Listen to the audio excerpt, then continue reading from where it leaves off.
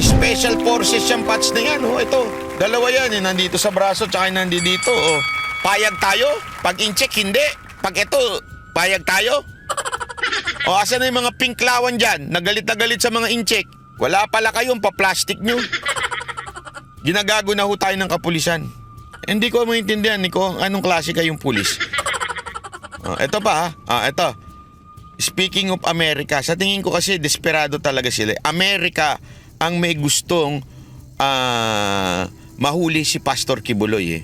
Paano natin mapapatunayan yan? Patutunayan natin yan. Baka kala ninyo eh. Ito. Hindi nga tumigil ang puwersa ng kapulisan sa paghalughog sa compound ng The Kingdom of Jesus Christ sa Davao City para hanapin si Pastor Apollo C. Kibuloy.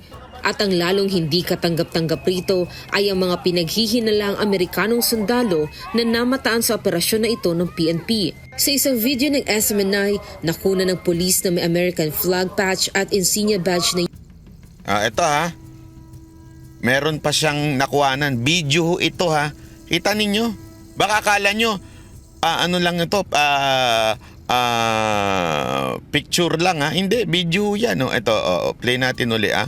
Play natin uli. Pasok. Pinaghihinalang Amerikanong sundalo na namataan sa operasyon na ito ng PNP. Sa isang video ng SMNI, nakuna ng pulis na may American flag patch at insignia badge ng US Airborne Forces. Ayon kay Ibi Hugalbot, diba? So ibig sabihin, confirm na meron talagang Amerikano. Ano ang interest nitong Amerikano na ito dito? Diba? So ibig sabihin, all along, tama talaga yung sinabi ni Pastor Kibuloy na gusto siyang dukutin ng Amerika mula dito sa Davao City. Mula sa KOJC, gusto siyang dukutin. Ngayon, ito nga yung pinagkakahinalaan ng mga kababayan natin eh. Yan kaya ang dahilan kung bakit desperado na si Marbil at si Torre at si Abalos na makuha si Pastor Kibuloy. Ako'y nagtatanong lang, Torre, nakapag-down payment na po ba ang Amerika sa inyo? Marbil, nagtatanong lang po ako, nakapag-down payment na po ba ang Amerikano sa inyo? Abalos, nagtatanong lang po ako, nakapag-down payment na po ba ang Amerikano sa inyo? At naniningil na ngayon, kaya desperado na ang galawan ninyo dyan. Desperado na eh. As in, sobra na kayong desperado, 7 araw na. Dinaig nyo pa yung mga revolusyon, mga seeds na mga terorista. Kayo 7 araw, tinambayan nyo na yan. Tinambayan na ng Amerikano yan. Ako nagtatanong lang, tuta na ba talaga tayo ng Amerikano ngayon? Sunod-sunuran na lang ba talaga kayo sa Amerikano ngayon? Sunod-sunuran na kayo sa kagustuhan at utos ng Amerikano? Akala ko ba we are a sovereign state? It seems that we are just following orders from the Americans. Sinakop na ba tayo ng Amerika? Asa na yung mga feeling makabayan dyan? Hindi, ako nagtatanong lang. Asa na yung mga makakaliwa? Mga demonyo kayo makakaliwa. Kayong mga komunista dyan sa kamera. Diba, galit na galit kayo sa tuta ng China. Minsan may tuta pa ng Amerika. Ito, Amerika oh. Amerika, they are having operation sa loob ng KOJC. Tapos sasabihin ninyo na hindi, wag tayo dapat magpaalila sa ibang lahi. Ulul. Anong tawag niyo sa ginagawa niyan? Nakikialam ang Amerika sa atin. Tama po ba yan? Sige nga, asa no sa konstitusyon natin yan? Pagka desperado na tayo, kailangan ng pakialaman ng Amerika. Meron ba sa batas niyan? Asa saligang batas po ba yan? Na the Americans are allowed to have an operation in our country. Asa no sa batas natin yan? Pakita nyo ho. Tatahimik ko kami kung meron no tayo sa batas niyan. Hindi, alam mo yun, tatahimik tayo kung meron talaga sa batas natin yan na maaaring makialam na maaaring mag-operate ang Special Forces ng Amerika sa Pilipinas pagka meron silang hinahanap. Di ba ho? Kayo namang Amerika, pakailamero talaga kayo, no? Hindi ko maintindihan sa inyo. Lahat na lang pinakailaman ninyo. Eto, nakikialam na naman kayo. Mga kababayan, ako nagtatanong lang. Tama po ba to? Tama po ba ito? Na pinakikialaman tayo ng Amerika? Pumapasok ng Amerika sa Pilipinas. Ang kanilang sundalo ay nag-ooperate dito, may daladalang baril.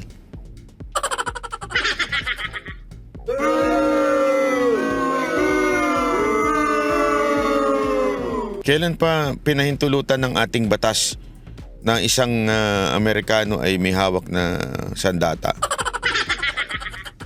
sa Pilipinas? Don't tell me, Pilipino ito.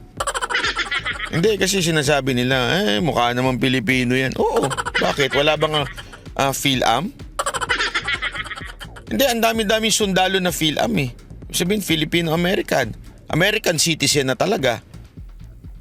Kasi tandaan ninyo, hindi naman pwedeng pumasok ka sa Special Force ng Amerika na ang citizenship mo Pilipino.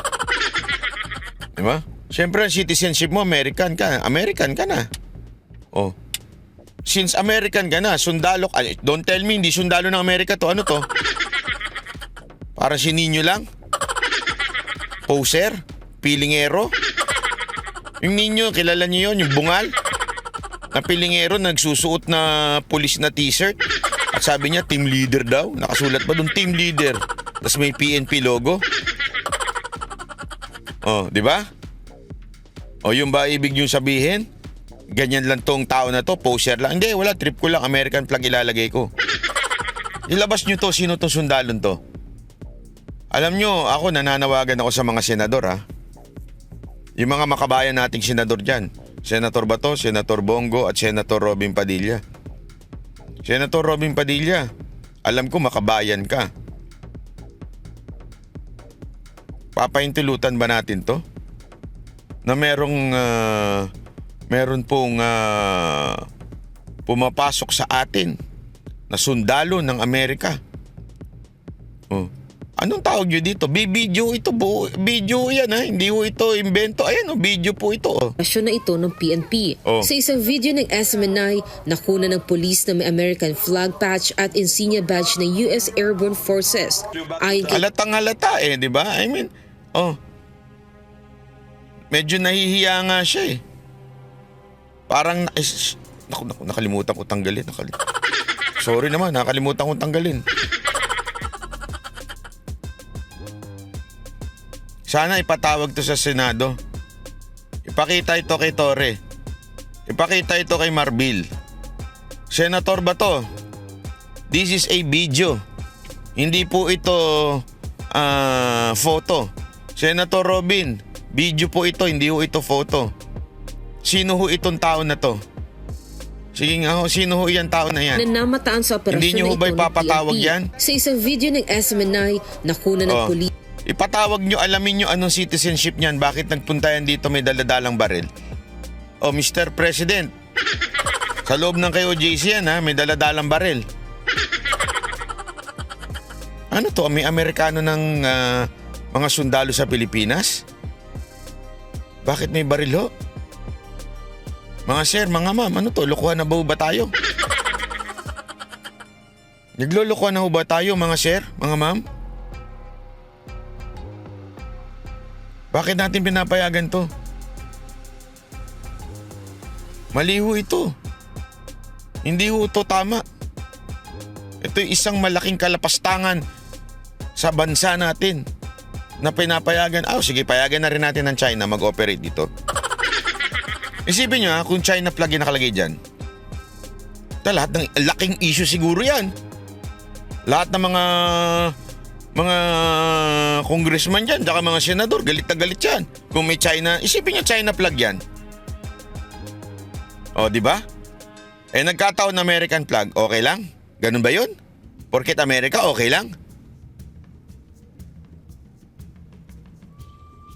Katanggap-tanggap siguro kung Koreano yan. O, di ba?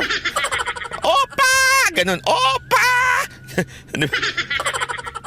Tuwan-tuwa sigurado yung mga, ano dyan, mga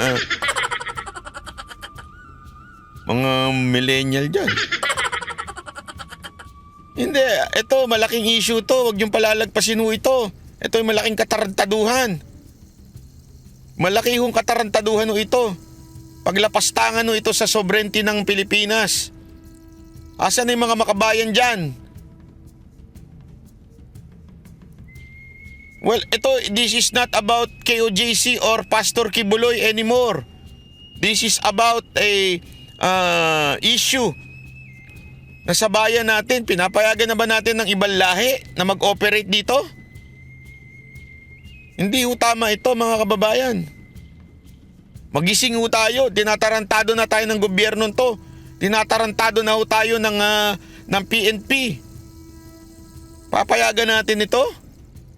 Mga sundalo ng Amerika nag-ooperate sa Pilipinas? Naiinit yung ulo ko. Asan na yung mga matitikas nating senador? Mga matitikas nating yung galit na galit sa China? So kung China, di ba, tandaan nyo nakakuha ng uniforme? Na kesyo may Chinese daw dito, spy. Ito hindi ina-spy. Harap-harapan. Hindi, di ba galit na galit kayo? O may mga Chinese spy dito. Mga sleeper cells. Gumaganon-ganon ba kayo? Galit na galit kayo. Sleeper cells na. Napasok na tayo ng mga sleeper cells. Ito hindi sleeper cells. Gising na gising.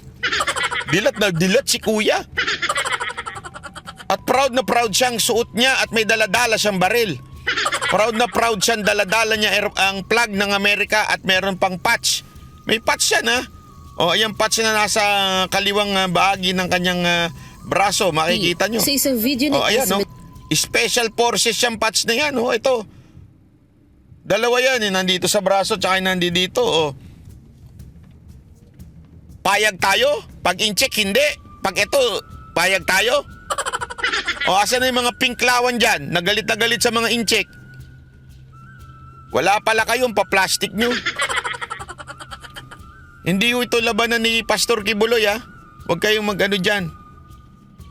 Huwag kayong galing-galingan dyan. Hindi to issue ni Pastor Kibuloy lang. Ginagago na ho tayo ng kapulisan.